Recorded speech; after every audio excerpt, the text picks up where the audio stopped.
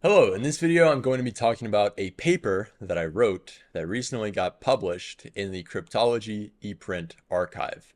So this is a cryptography paper that I wrote, and I'm going to be talking about this paper in this video. And this is a little bit different than my other videos on my YouTube channel. So if you're interested at all in cryptography or you want to know what I actually do for like my day job, this will give you better insight into that. So let me give you some background. So this paper that I wrote, it was initially just like a hackathon idea. And then I realized this is actually really cool and I haven't seen anyone else do this. And this method has not been formalized. And I actually want to write a paper that describes mathematically exactly what did I do and how it works. So what is the name of the paper and what am I even doing? All right, so the name of the paper is Proof of Time, a method for verifiable temporal commitments without timestamp disclosure. Now, that's a fancy way of saying the following. So I figured out a way where you can prove an event happened in the past, and specifically you can prove that an amount of time has elapsed from that event in the past without revealing exactly when that event happened in the past. So that's a little bit abstract. So let me explain what concrete examples of how this could be used. All right, so let's say you have some sort of credential on the blockchain. In the future, this could be like some document, but the tech's not there just yet. But let's say you have some credential and it's on the blockchain somehow. It's been committed on the blockchain. This could be some sort of token. This could be whatever. So you could prove that you obtained this credential and you've held this credential for some amount of time without revealing exactly when you obtained that credential. So simply put, you could say I've had my driver's license for 4 years, at least 4 years, but never you wouldn't reveal your age, you wouldn't reveal when you actually obtained your driver's license. So it's sort of like that. Another thing, the reason why I built this or came up with this idea, it actually was for a hackathon idea. So I built an improved version of Tornado Cash. And one of the things that I wanted to have is that the liquidity in Tornado Cash, it just sits idly. And I wanted to have a smart contract that worked like Tornado Cash, but it actually lent out the liquidity in the smart contract to a lending platform such as Aave. And then I realized, okay, well, what if I could users could prove on withdrawal of their assets from this Tornado Cash smart contract that their liquidity had stayed in the smart contract for some amount of time. And I was like thinking like, how could this be implemented? So I figured it out and I created this thing and this actually got runner up for best zero knowledge application on Polygon's ZK EVM at ETH Global in Bangkok. So then after winning this like prize, I realized I have to actually write a paper about this. This is kind of cool. And for people who are very familiar with the architecture of Tornado Cash, this might seem a bit like simple, but I think it's very elegant. So it's simple yet elegant and it works. And I haven't seen anyone else do this. So like maybe there's a way out there like to prove that some event happened, some time elapsed from some event in the past without revealing when the event actually occurred. Maybe there's some sort of like cryptographic like method of this. But I have not seen anything like this. This is just like completely natural. I was literally sitting in Bangkok at DEF CON drinking coffee. I have coffee right here. And I was thinking about this, like thinking, how could you do this? Like that would be so cool if you could like prove that some deposit existed in a smart contract for some amount of time without revealing when the deposit actually occurred. So that is what I figured out. And I'm going to talk about this paper in this video. So if you're not interested in the technical details of this paper, probably you can leave at this point in the video, but it will give you some insights as to what I do for my day-to-day job. All right.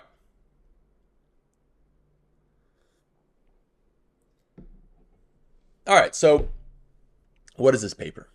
All right, so again, there's two phases to this protocol. There's the commitment phase and there's the proving phase. And I wrote this paper to be as like abstract as possible, so it's not like talking about like a specific like Tornado Cash 2.0 type of thing. Like this method could be used for, like I mentioned, for the credential proving time thing. You could use it for that, and I'm sure there's other applications to this scheme, this cryptographic scheme. But yeah, so I just wrote this paper to be as like abstract and generalized as possible.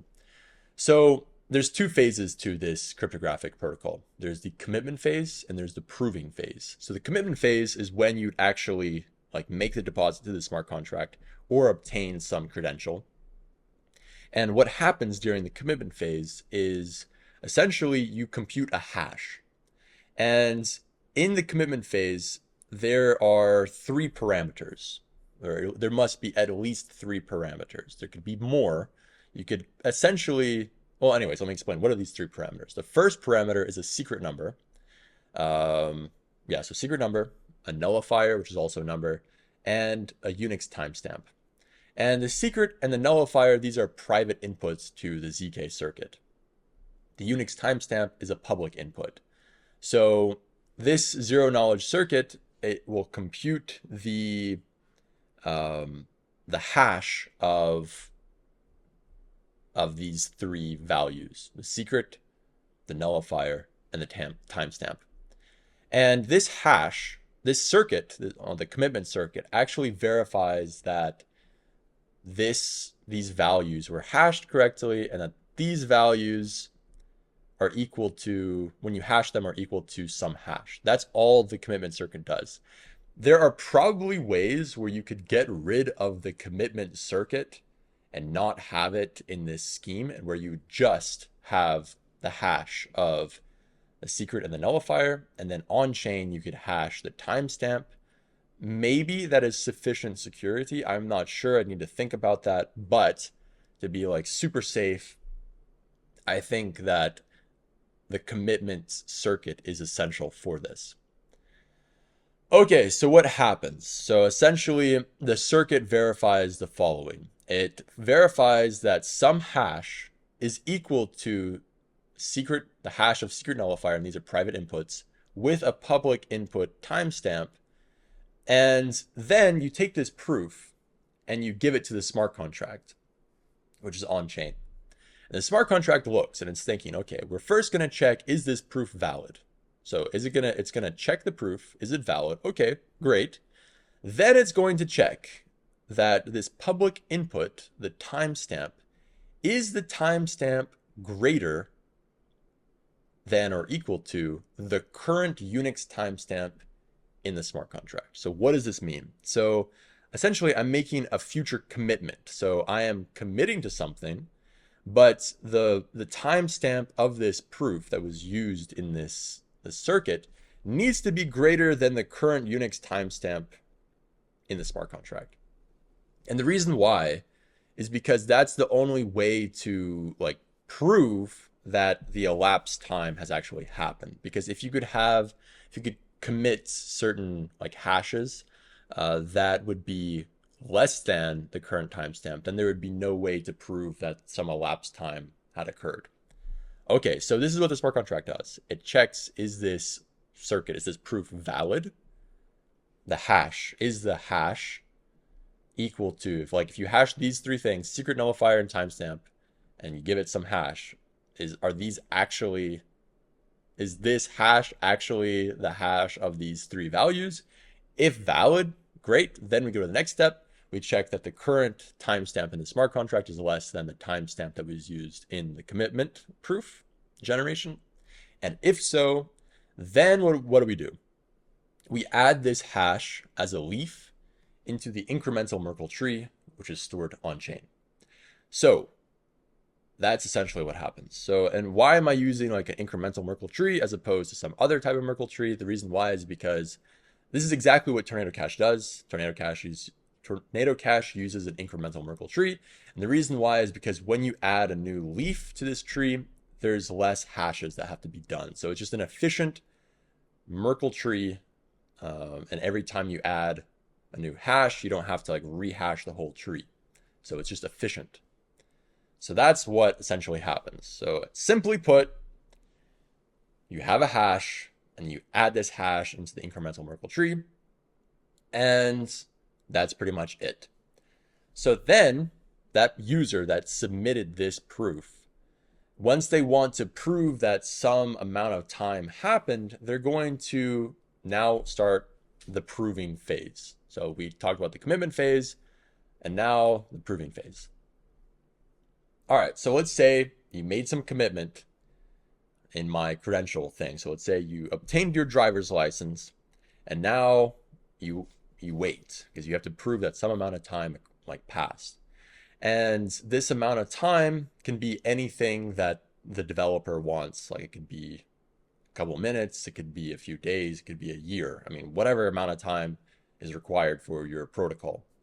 So let's say that amount of time passes. Let's say I got my driver's license on the blockchain and then I wait 6 months and I want to prove to some insurance company that I have had my driver's license for at least 6 months, but I don't want to tell the insurance company exactly when I got my driver's license. So then we would start the proving phase next. All right, so I have another zero knowledge circuit, and there's a lot more inputs to the circuit than to the proving circuit than there are to the commitment circuit. It's a little bit more complicated. But at its core, if you're familiar with the architecture of Tornado Cash and how the circuits work there, it's pretty much exactly the same, except you now have one more input, which is just the commitment timestamp, that Unix timestamp that is part of the hash. That's pretty much the only difference, and some extra checks on the smart contract side. All right, so you have this T proof, which is the timestamp at the time of proof generation. So this is like an extra. So when you're actually generating the proof for the proving phase, you're going to have you're going to essentially just use like the current timestamp. It doesn't really matter as long as this timestamp is, if you were to subtract the elapsed time from this amount, it needs to be greater than the required elapsed time. So yeah. Then we have this required elapsed time, which is like, you can have a day, year, 6 months, whatever it is the smart contract requires. That's T. Then we're going to have the root of this incremental Merkle tree. And then we have the nullifier hash, and that is just the hash of the nullifier that we used in the commitment phase. And then for our private inputs, we have T again, which is the public input from the first circuit, the commitment circuit. So we had a public input here in the commitment circuit, and now it's a private input in the proving circuit. And we have the secret, and we have the nullifier, and proof siblings and proof path indices. This is just the hashes of all the nodes in the incremental Merkle tree to their path. So you specify the path to the leaf in the incremental Merkle tree, and you supply all of the hashes of those nodes. So then in the circuit, we are going to rebuild the incremental Merkle tree, and we are going to prove that we know the hash. So we're going to hash the secret, the nullifier, and the commitment timestamp, and that is going to be the leaf that we added to the incremental Merkle tree in the commitment phase. And then we're going to prove that once we hash up all the way to the top to the root, that root is in fact valid for the path to that leaf. So that's essentially all that does. And that's straight from Tornado Cash. Except for I added an extra input, this commitment timestamp. All right, so then on the smart contract, and this is actually still in the circuit. So in the circuit, we're actually checking, is the commitment timestamp that we used in the first circuit, and we made the commitment into the incremental Merkle tree during the commitment phase, is this proof, so the timestamp of when we generate the actual proof of the proving proof, if this like proof timestamp minus the required amount of time that needs to be elapsed to prove. So like, I want to prove that I had a driver's license for 6 months. That would be that, T is that amount of time, that delta. So the time of proof generation minus the elapsed time must be greater than or equal to T, which is that value, the Unix timestamp that we used in the commitment phase. Okay, cool. We can just express it in a different way like this. And again, we're doing the same thing. We're like what we did in the commitment phase. We're hashing secret nullifier and then timestamp, and we verify that that hash is equal to that leaf that we specified. And this is how the nullifier is just the hash of the nullifier. And the reason why I have the hash of the nullifier is to prove that, so you don't want to have double spend. You don't want to have people that are like submitting the same proof over and over and over again, but you don't want to reveal the nullifier because that would be, you'd like have some privacy leakage. So yeah, we're just hashing the nullifier, and then we store this nullifier hash in a hash map or a mapping in the smart contract. And then that way, during the proving phase, the smart contract can like say, okay, this proof was already used once, and make sure that the proof wasn't used multiple times. All right, so what happens? So we generate the Merkle proof in this phase here. So we prove that we know some hash. We know the hash preimage of a leaf in the incremental Merkle tree without revealing the path to that leaf. That's all we do. And then we also validate that that timestamp that we used in the leaf generation, like the hash generation of that leaf, is this formula here. So this timestamp plus elapsed time must be less than or equal to the Unix timestamp of the proof generation. And then in the smart contract, we are going to, so if that's valid, if that proof is valid, and that's, yeah, if that proof is valid and the nullifier hash isn't in a hash map in the smart contract, then the smart contract essentially is sufficiently sure that some event happened in the past without, and it doesn't even know like which event happened. Also, so like the Merkle root of this incremental Merkle tree is stored in an array inside, or it doesn't have to be an array. It could be like also a hash map. The Merkle root, the most recent Merkle roots are stored inside the smart contract. Again, straight from Tornado Cache. And so since this Merkle root value is one of the public inputs, on verification of the proof, the smart contract can see, okay, is this Merkle root that was used in this proof, is it also in the array of recent Merkle roots in the smart contract? And if so, then it's like 100% sure that the proof is valid. So that's pretty much it. So I have, a part about security analysis. I talk a little bit about like really the security of all of this. Like, again, I'm using Poseidon hash. I'm using Noir. So like really the security lies 100% on Poseidon hash. I mean, if you take a look at things, maybe I missed something, but I'm pretty sure I didn't. But again, there's always bugs in any code. So there's probably a bug in my code. So yeah, like what this can be used for? Like you could have a smart contract that had like delayed transactions, but you wouldn't know who exactly actually submitted that initial proposal for the transaction. So you could create a transaction request, some amount of time passes, prove that amount of time passed, then you could from another account submit the proof that that you actually created this transaction request. Some amount of time passed, I guess, whatever your protocol is, there could be some sort of voting process there, and then you could actually execute the transaction. So it's like a privacy preserving delayed transaction. That's one use case. Again, like some sort of time locked commitment. Again, like the Tornado Cache 2.0 thing that I built at ETH Global Bangkok, where you prove that some deposit existed in the smart contract for some amount of time. um, without revealing like who actually made the deposit or when it occurred. And also, like I already mentioned like 3 or 4 times in this video, like anonymous credentials. You could prove that you have some credential and you've obtained that some amount of time in the past, but not exactly showing the exact timestamp when you obtained that credential. So this is sort of a flow chart. Again, you could have a smart contract at time 0.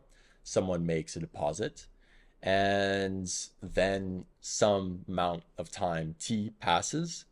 But then to have extra security, the user is still going to wait a little bit of time past this time t, and this is delta little t. And then they would submit the proof from another address, and that way the link is completely broken, but you can still prove that some amount of time, this big T, actually happened. So yeah, that is pretty much the paper that I wrote.